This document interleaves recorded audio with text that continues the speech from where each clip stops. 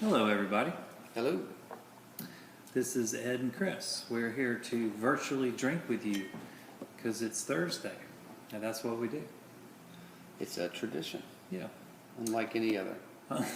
Definitely unlike any other. We are a dynamic duo of silliness.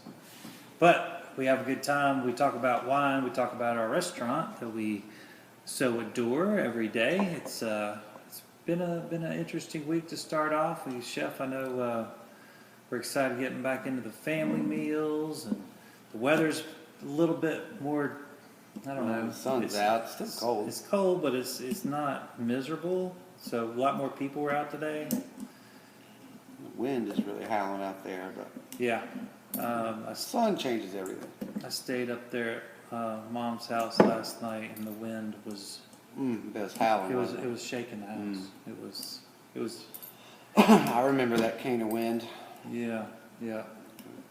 Comes across Comes the right- mountains yeah. and comes up, and it just, I lived with that for 5 years. It was just rattling.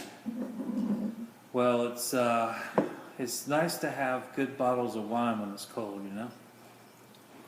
It'd be hard to survive the winter without it. I know it's got me through many a winter. Many a winter. It is a lifeline in the cold dark. And boy, what a great weekend we had, Chef. Well, we pulled it out, didn't we? Boy, monster day on Saturday. Yeah, Saturday. Big time chef's table. What do we have? 12 Big people? lunch, too. 12 people 12 at chef's people. table. We We probably turned away turned away 6. at least. Big And lunch, too. we got another big chef's table this weekend. It's filling up. Got some people coming from the other side of the state. Got some regulars. little So bit we of got everything. a good mix, I think. It's only Wednesday for us, so we've got a lot of time to fill that puppy up again. That's true. We got the winemaker's table on Saturday. That's That's exciting to get back to. Our winemaker Tyler Feltz and I will be doing a little wine tasting one-on-one with a couple in the cellar, and that's always fun. People really like that when you can directly ask the winemaker, how he came to, how did it all end up in the glass, and that's a great story. And When you're there to give historical perspective and do compare and contrast, and kind of like what we were talking about last week, it's not about one being better than the other, it's about why. It's about why it tastes this way, thank you, and why it tastes that way, and so you're able to appreciate all of it, of all styles. That's and right. That's a real intimate atmosphere. That's a beautiful room down. We haven't shot down there in a while. Yeah, we did a couple of these down there. We did a lot. Yeah, we did. Yeah, But we've been it's because up here lately. Tyler's so busy down there. That's true. He was It has- bottling again today. Or was it yesterday? It was yesterday. Today Bottled was all just day yesterday. today was just the cleanup. He stole my people to do it. I do all the cleaning by myself. Well, we got a couple of delicious wines that'll make you feel better, Chef. Where was this yesterday Right? when my back hurt? Well, It's gonna help. this is a classic, and we got the new vintage. And well, if you haven't heard, the Rhone has had its 5th straight really good vintage. It was going the odd number of years, but the last 2 even number years were great in the Southern Rhone. So that makes 5 great vintages in a row. That's pretty impressive. No more deserving region.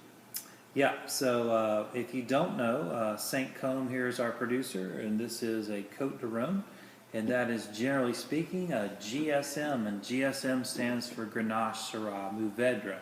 There can be one of those grapes absent. It could be, there's other grapes involved, but generally speaking, this area is known for its Grenache blends with their sidekicks, Syrah and Mourvèdre. I think that's a pretty safe bet. That's a solid assessment. And they make amazing wines, including Chateauneuf de Pape and Gigondas and Côte de Ventoux and several other delicious wines that Chef Chris and I have enjoyed over a very long time. We've been a big fan of time. This is always exciting to get a new vintage from them. The little inside story. It's normally a surprise when it hits my glass here. And I don't Ed does all the tasting, and I'm just like, oh boy, what are we having? But because of my tireless devotion, I went ahead and pre-tasted a case of this for you last week. Yeah. It's okay. And it's all right. There's no spoilage. There's no poison here. It is safe for human consumption thanks to our lab rat here. Well, and a true researcher won't take one sample. No. So there's always we did the 12 luck of the draw. samples over the course of a week. Thank God. Yeah. Because we have to get this right. You're very thorough, sir. Have to get this right. Yeah. So this is, not surprisingly, right down Chef Chris's alley. This is the kind of wines that we love because they're great drinking wines and they're great food wines. Incredible structure here. As you can see, beautiful dark with ruby, beautiful, almost gets kind of towards that inkiness in the center, but you can see those red notes on the fringes that really let you know that there is red fruits and dark fruit flavors in this. The color really, to me, is a mirror of the palate. It's absolutely beautiful structure. This wine is not known for aging, being a Côte de Rhone, but I guarantee you this wine will age. It will lay down just fine, even though it may not be designed to. You'll have several years of drinking on this wine before it unnerves. I would say it's good luck with aging. There's a lot of tension here. I don't, while it's always good to age wine, it's hard to age this because it's such a great go-to everyday wine that goes with myriad of styles and flavor profiles, and it's just. I can't wait to see what their Chateau Neuf is going to be like. I'm assuming they'll probably release it in a couple of years. Yeah. The Chateau Neufs de Pops are usually a couple of years after vintage, and I haven't heard about the specifics of the vintage, other than generally speaking, it's another great vintage, but not for particular styles of wine within it. But I can tell you this. We have now had the Côte de Rhone for 2019, and it is lovely. And so I hope that this is something that, this label, I don't think it's ever changed. It's one of the most recognizable French labels, certainly to me anyway. It is. You're absolutely right. And they've been doing it and doing it well. We went on a tear there for several years, if not longer, where. Well, we were getting it by the magnums too. We were, and the Saint Cosme Gigondas was every year's Thanksgiving wine, usually a magnum. Yeah. And the Chateau Neufs for Christmas, or vice versa, one of the two. But I mean, that was just a staple in our lives for a long time. I really like Gigal, but I think when I had Saint Cosme, it kind of shifted me a little bit. Gigal is more, I guess, polished, and I like the kind of rough edges that Saint Cosme has. To me, Gigal was kind of like the Disneyland of Rhone wine, and this is more like the crafty artisan wine. So. Yeah, but they're both in that same kind of price point. They're very affordable. They're great stewards of the wine area that we so love, called the Southern Rhone. And they both have a lot of holdings. Of course, Gigal's the largest. The largest of anyone in the Rhone. But they both represent very well. I would never pit them against each other. Oh, no. But I think Gigal actually sells a lot of their juice, too, that they don't put under their label. But I think Saint Cosme bottles it all. But I may be wrong about that. It is delicious. Well, what do you think of pair with this? What do you think about some pastrami cured duck? Really? Wow. For reals. That sounds amazing. There'll be some Muscovy duck. We'll get some pepper. Some pepper and spice on our pastrami cure, and the fattiness of the duck. I think it's going to be perfect for this. I wish we had some right now. I should have brought some up. Maybe we'll have some after. When did you start working on that? I didn't even see you back there with Mr. Quackers. I'm here all the time. Nobody knows it. That's true. Your wife knows you're here all the time. She does that. She'd change it if she could. But well, she did drag your butt out of here for a couple of days. She did. God bless her. We went out to, went to wineries on Sunday. That's the first time she and I have done anything outside the house in public in a year. Did anybody throw Almost tomatoes and did. eggs at you or anything like that? No, it's just There weird. he is. They wanted to.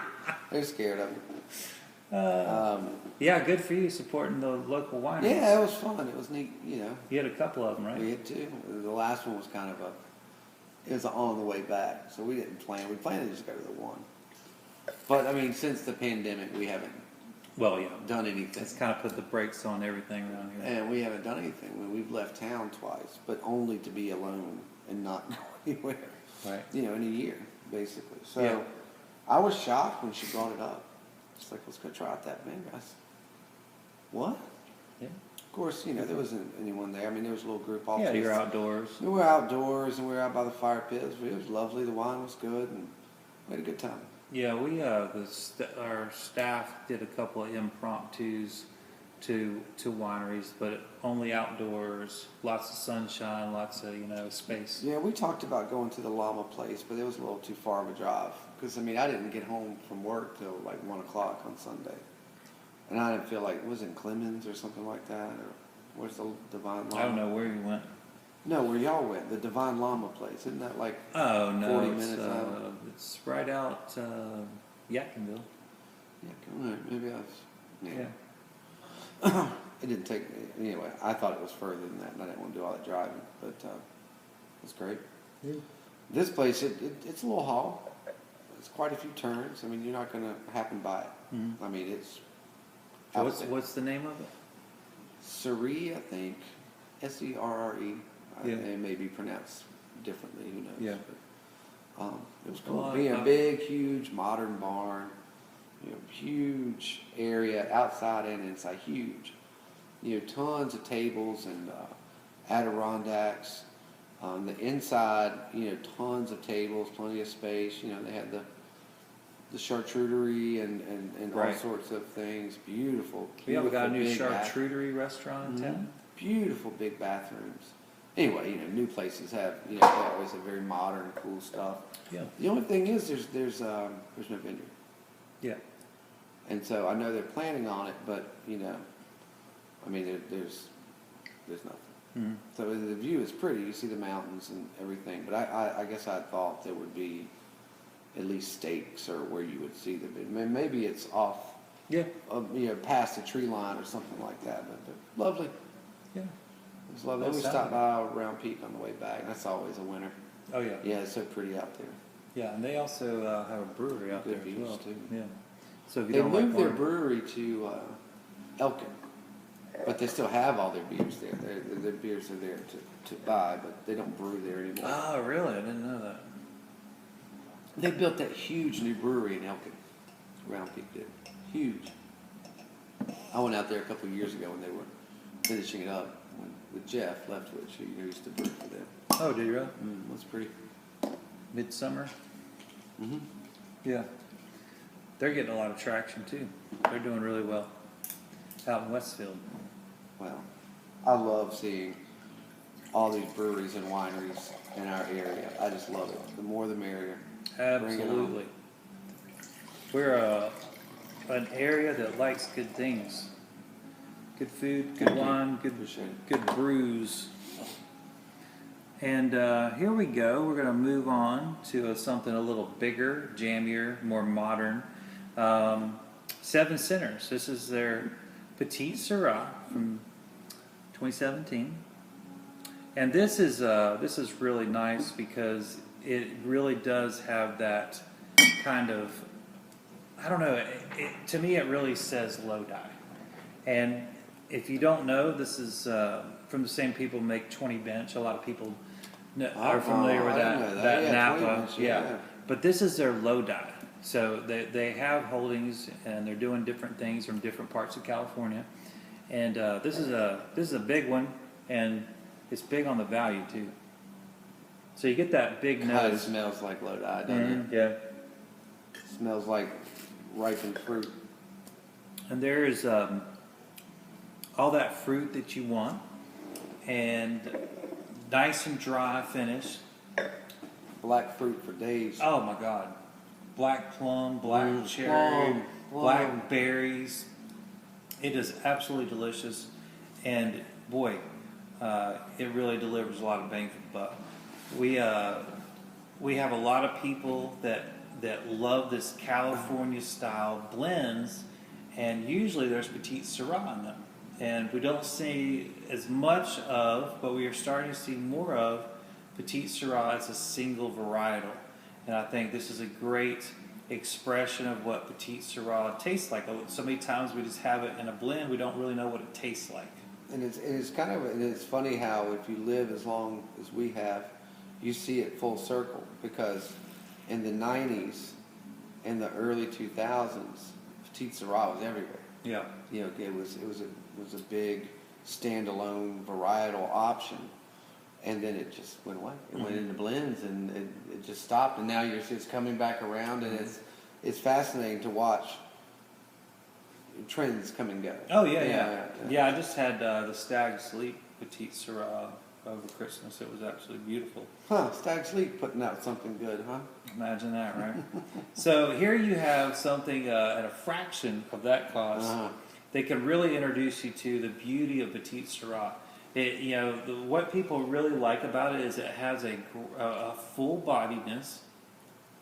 Like Chris said, incredible black fruit. If the fruit is dark, it seems to be in there. It's like a dark fruit punch in a sense. Yeah. But then it finishes almost with that kind of just a hint of the tart that you would expect from a red fruit. And just a nice, dry, easy going. Now, they do part of this is, this grape would be pretty intense, but it is mellowed out with 6 months of new oak, French oak, and then another year of basically neutral oak. So you're getting that real intense pop from the vanilla, and then you get the roundness of it over the 18 months, because you have 6 months in new, 12 months in neutral. That 18 months cumulative really helps soften and round the wine so that you can drink it earlier in its life. It doesn't have to be shelved for too long. And I think it's drinking great right now. It is, and it absolutely has settled this down, because if you haven't had a lot of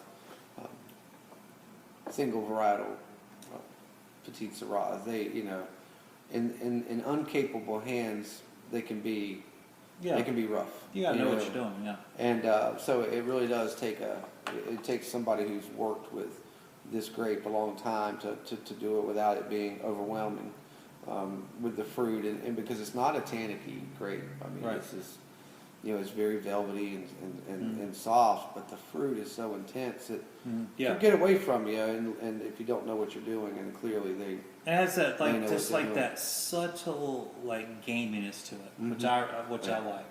It's just like a hint of gaminess, and to me that's very attractive. It really balances out the fruitiness, because if you just have nothing but fruit, it's kind of boring, I think. I like I want something else there, whether it be minerality or what spice, something balancing and competing with it. Yeah, sure. Yeah. And this definitely delivers that earthy, gamey kind of thing going on, but without impeding on the fruit. Oh, I mean, it's delicious.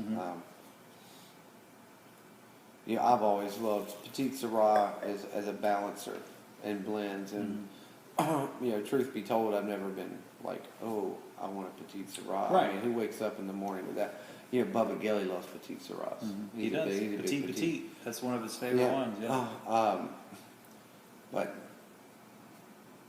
I could drink this all the time. It's great. I mean, it's great. I mean, absolutely. It's been a while since I've had one, so it's changing my mind.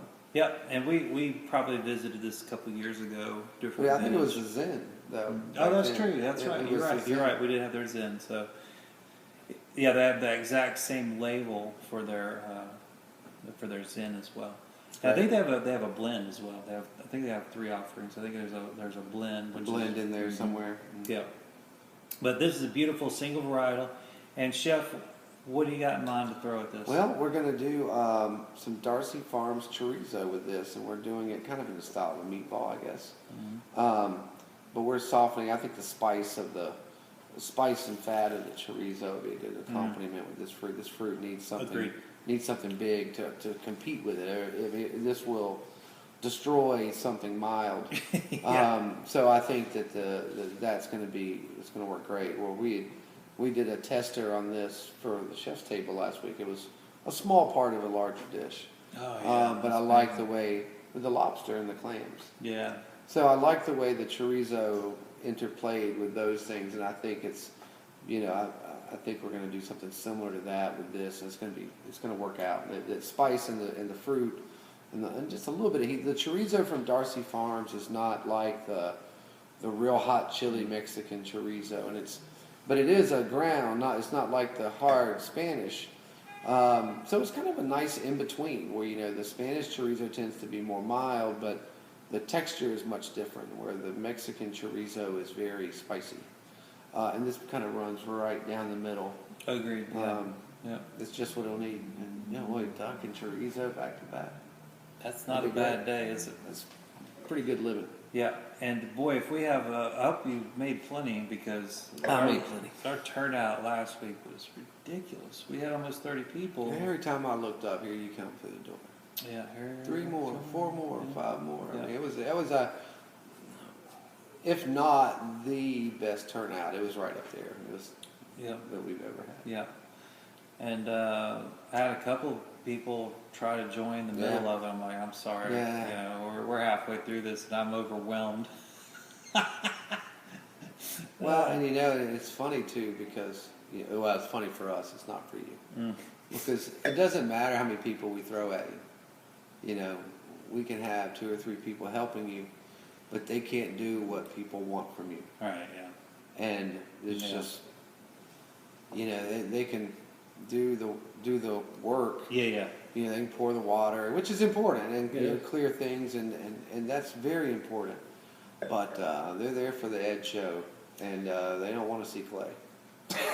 Poor Clay. Now you need Clay to help, and you need Becca to help, and because the logistics will sink you in a hurry. But absolutely. But no, they want your attention, and so it's a wonderful testament to what's been built down there. But it's hard when you're in the middle of it. Well, you know that's why you don't go out in the dining room because it's Chris. Happens every time. Like it's like the walls close in on the poor guy. Well, and I love it. Don't get me wrong. I mean, I love visiting. Yeah. It's just that no one wants to visit when I don't have anything burning. Yeah. I mean, usually the time people want to visit is the time I'm most taxed. Right. And if people would come by at 7:30 in the morning and have coffee with me, or swing by around 10 when we're cleaning up and we can drink wine and visit, but not a good time. That's another one of the great things, Chef, that I love about Chef Tables is because it's one of those nights one of the few nights where you're actually particularly on Saturday. Yeah, because on Saturday you don't have to be. I mean, you come in Sunday, but it's not like you're coming in for service. Don't have to. And it's just, very relaxing. You spend about anywhere from a half hour or so, roughly, with the guests at the chef's table at the end of the night. Yeah. And that is priceless time. That's the great Q&A time. Yeah, and that's when we really get to, there's nothing in front of you to answer questions about. You no longer, it's no longer about the fish or the Riesling. It's just, let's visit. And that is great. I enjoy and that. I let my guard down too because I'm done. Oh yeah. And that's fun. Yeah. And you actually might smile once or twice. Yeah, absolutely. But depends on how much wine you give me. But it's, if you're on your game, then we're smiling and laughing and you're like lifting but you inevitably you have someone saying, this was my favorite course, or this was amazing, but the conversation quickly changes into more personal things, always, and experience things, where people have been and had similar experiences, or we would wish we had something like this where we're from, and then they're like, oh, you used to work in Kentucky. We have a cousin from Kentucky. We used to go to that club. It gets more personal, I guess. It does, and that's what's fun. And I think that I feel guilty sometimes. I mean, sometimes because it is very intense what you and I have to do. It's very intense to pull one of these off, and it for doesn't matter if it's 2 people or 18 people. It's the same amount of work. You may need more glasses or more plates, but the effort that goes into it is identical. Mm-hmm. And it's intense, and you have to stay focused. And I have to work so hard and I don't even make eye contact a lot of times. Right. When I'm in between, because I don't want to lose focus. Yeah. Mm-hmm. And it's like in the dining room too, like when I'm walking back and forth. Yeah. And I'm chit chatting in between because I can't. I try to keep my head down, but I can't. And then it's like, I love you. Yeah. But for anybody out there that's in the dining room, I don't have 6 minutes. Yeah. For the people in the dining room, they're like, see chef walking by. Well, there's a chef's table. It's all. There's so much personal energy involved, and but I mean, I'm telling you though, no one gives more personal energy than you, and if you have it to give, you give it. I think it's equal. I think it's equal. I think we both do. I mean, I know how much you devote of yourself to these things, and I'm sure it's like this for you, but maybe not. I don't know. But I mean, it's like, like 10:30, like when there's a couple of stragglers left, but we're like done, and like I've put everything up, and I don't have to worry about it. Mm-hmm. The boys throwing it away or something, and I mean, it really is like finishing like some, because these things start on Sunday, Monday. If you're having a chef's table Saturday night, I mean, this Saturday night, we started working on 3 days ago. Yeah, that idea that you had was weeks ago, probably. Yeah, and you're waiting on the confluence of things, and so when you live something for that long, you're. I guess it's a little bit like giving birth. It is. I mean, you've been carrying it around for so long. And it's like, it's all right, fine. And, it's a boy. And we now send him off to college. I got enough of that. Yeah. I don't need any more kids in college. Christ. But I don't know. And everybody at the table's like, "Oh, great dinner," and I'm just like, "Great dinner, great week." Yeah. But anyway, good thing you have 9 lives. It's great. I mean, and I love it. And then we get to. I love our post game, where we get our to reflections. Yeah. They're always good. This is our funnest time of the week right here. This is actually Wednesday, and we really look forward to this. And I will speak for myself. I'm not going to speak for you, but there's so many Wednesdays where I don't think I have time or energy or the heart, the I don't know. I just don't. It's like if this wasn't already pre-programmed, I've been like, you know what? I'll just put it off. But because it'd be so easy. Yeah, it'd be easy to do. But every time we sit down here with obviously we have no script. We don't ever talk about what we're going. We don't ever talk about. We never talk about what we're going to talk about. Every week I'll sit down like, is there anything you want to talk about? No, and he says no. It's like, let's go. And you know what? Every time that we hit the record button, everything changes, and we're just back to being best friends and talking. And it just at the end of it, I'm always happier, and I'm glad that we get to do this every week. And we do it because of you guys, but it's really a blessing to us. Every participant benefits. Mm-hmm. That's for sure. And we get to drink wine, of course. Well, and it's like some Wednesdays I drag up here, just like let's get this thing over with. Yeah, but as soon as we start drinking, I'm like, let's do this all day. Yeah, why are we doing this twice a week? You've actually said that. I do want to do twice a week. Oh Lord. Well, I'm hoping that your podcast. We're talking about doing a podcast because I would love to do, keep this as our Wednesday Thursday routine, and then do something a little more. Well, I don't know how you get more off the cuff than this, but Well, maybe it's just because we're talking about two different wines every week. Yeah. Maybe the podcast could be just talked about whatever. I think that'd Just be a like, good Tuesday. just like well, do you believe in UFOs or? I do. Yeah. Well. And There you clearly so does the Pentagon. Right. Yeah. Huh, it's true. Releasing all Yeah. that information Well, this year. all the military people tell you that they've. Yeah, it's They're straight believers. up happening. I mean, like, If you've achieved any high level of intelligence in the military, you probably already know that they're out there. yeah. And they've seen our collective stupidity and stayed Yeah, away. they just kept They on kept trucking. going. They're like, oh, not worth our Yeah, time. yeah. They roll the windows up. Yeah. Keep on going. Mhm. Although I think that, and I may be in the minority here, but I think most of the UFOs come from the ocean, not from outer space. Ooh, I like it. That's my theory. Well, we don't know much about it. That's for sure. I mean, Well, there's the ocean- most of it's uncharted. The bottom of it, anyway. Well, I think, yeah, I mean, all of it, the universe and the ocean, I mean, to me, it's the same. I mean, like, if you go to the beach, I think that this is how, maybe it was Carl Sagan, I don't remember who did.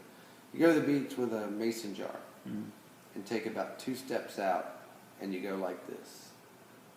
And then you look at the unending vastness of the ocean, and you go, this is what we know about it. Yeah, agreed. Yeah. And it's kind of the same for the universe and Yeah. for, I mean, Yeah. just our universe, not I mean, you know, we haven't, Yeah, we don't know. man, scratched the surface of anything. Anybody who's ever been at sea or Right. been a fighter pilot will tell you, you don't want to know what's out there. Right. Yeah, well, I mean, the things that are out there aren't Unless- hanging out, you know, at the port in Jersey. yeah. I mean, they're just, But one thing's for sure, they don't have this. maybe that's why they're here. They came for the They wine. came for the one. So get yours while you can before all the aliens crap. I'll fight for them. I'll fight them. So we got a couple of beautiful, delicious reds here for you this week. What do you have We've a got- ballpark on pricing on those? These chefs? are both under $100, which is going to be great for the pocket. Value. Yeah. You know, this is a mere $16. GSM, All day long. one of the top names in Southern And France. it's not the world. $16. And well, this is very expensive. This is $14. So I hope that you can afford We this. I gotta know change it's a the little name. bit out of We your gotta change budget. the name of this to the value show. The value show, yeah. I mean, I don't. It just happened this way. I didn't, like I like It to. happens I like this to way do- every week. That's true. But I they're mean, delicious. even when you bring out the big dogs, I mean, you haven't brought a wine out over $40 yet. They're delicious. That's the main thing. We're not doing it for price. We're doing it for deliciousness. And maybe if we did a second one during the week, it would be like a reserve show and a regular show. Right. I love it. Can we wear tux? Yes. Can we drink that Catena Red that's down there that we've been sitting on for Chris- 3 weeks? Chris and I and Becca and Brennan and whoever are. Well, Becca's sitting this one out because it's She- red. she But we can't had drink red, the, so- well, I think it was Christmas Eve we drank the Catena White, wasn't it? Yeah, it was just unbelievable. Oh, it was unbelievable. Tasted like ceviche. It was It was beautiful. It was ridiculous. It was a $180 bottle of wine, but you split it four Four ways. ways. It's not that bad. We gotta get some more of that. But we die. There's a small group of us that we buy really high end wines and split them, just so we can further our education and understand the wines of the world, particularly those wines that are kind of cost prohibitive for most. And it helps us as servers, as chefs, as bartenders. It helps in everything that we do here, and it's just kind of a reinvestment. Plus, we get the enjoyment of drinking. Well, I gotta say, it's the one investment. Well, my wife will tell me I should enjoy all the money we spend for everything because it benefits us. That's true. Like that beautiful river house and that huge deck. The that I second built- one, that you built twice. yeah. That's why Daddy drinks. There's, it's so worth. Everybody should build a deck on the side of a trailer. Let me tell you, on a hill. That's not a If you hill. ever want That's like the face of a cliff. if you ever want to work for years and years and years and years and years to save and to be the first one in, the last one to leave, and pour your heart and soul into something over the decades, to finally be able to afford a trailer beside the river on a cliff and to put a deck on it, Get the permit. tear it down 5 months later, pay twice as much to do it again, give me a call. I'm your inside Get man. the permit first before you get bamboozled. Well, cheers to all the good things that came from that, chef. Oh, but I'm sorry, I got distracted. Those wines, Oh, that is a wonderful investment yes. that we do to get those. And most of the wines are, I don't think we never go in on something under $100. Yeah, we were I just mean, trying and those to, are always, my God, that Louis Jadot. Hmm. I think about that all the time. I mean, this is a white wine, mind you. He doesn't drink white wine. And I think about it all the time. Forchon Premier Cru. It was one of the top 5 wines I've ever had in my life. And I've had a lot of wine. And I've had a lot of great wine. I've tasted some of the best wines in the world We're gonna taste over and some more over too, and right? over again. But that haunted me. It still does. The precision. I mean, Intense. it is, well, I mean, this is great. A lot of people But describe it as... we're not going to remember this. I mean, we'll remember a note. But I mean, it's like when you read like a life-changing book, or you see like one of your favorite movies. I mean, it haunts you. It walks around with you for years. I mean, you never forget certain. And that wine is like one of those books or movies in my life. Yeah. I mean, because you just can't believe it. Right. I mean, especially when you drink for a living. Especially like when you don't necessarily ever reach for white wine. And this is a white wine that's got your attention. Well, I mean, it's just, even like cooking every day of our lives and eating every day of our lives. You have a meal that just changes everything. You just like, how can this happen? This is all I ever do. How can something just like with the things I know Yeah. be put in a way, or even not in a special way, but just the precision just be so perfect, the execution, right? It just changes how you look at everything, and then that was just one of those moments, one of those wines that just. Remember, I got in the car, left, came back on the porch and go, "Can I please have one more sip of that?" That is a true story. And I've never seen him do that for a red wine, let alone a white. I couldn't get out of the parking lot. Yeah. I was sitting there just going. He'd had a sip. This just changed my life. He had that look of like, and then you came back.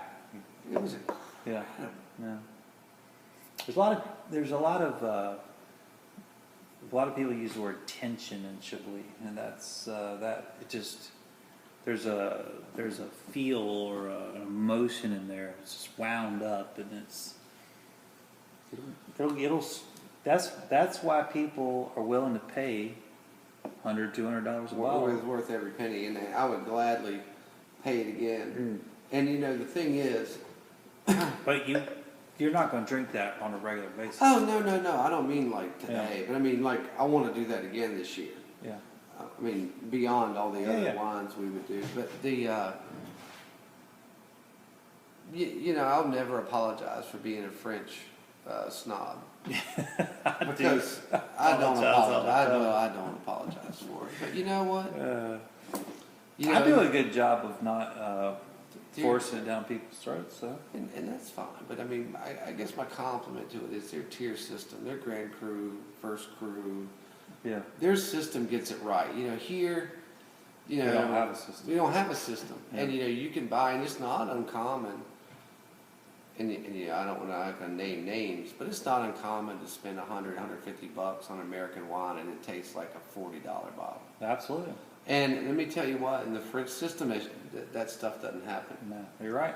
That's When why you get a $40 wine, it says it on the bottle. people love the freedom of American They do. winemaking, but the system protects the customer. It protects the customer, and let you know, me tell you that the cruise system it works. holds true. It's works. like 99.9% effective. It works, yeah. And it's like, you don't want it, don't buy it. But let me Yeah. tell you what, if you do, Yeah. it's not a guarantee, but It's not a guarantee, but but it's letting you know the pedigree. So it's far more reliable Yes. than looking at a price Yes. tag.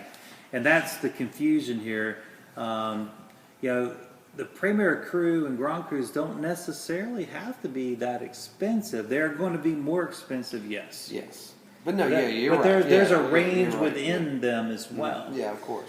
You know, and you know, it's, you know, too many times people get caught up in the price, and that's all really in America. That's all we have is a range, is prices. We don't have a grading system other than Robert Parker's system. That is his opinion. It's his opinion. It's just opinion. Yeah. I can tell you, I've had over 100 bottles of wine that are $100 plus, and from all around the world.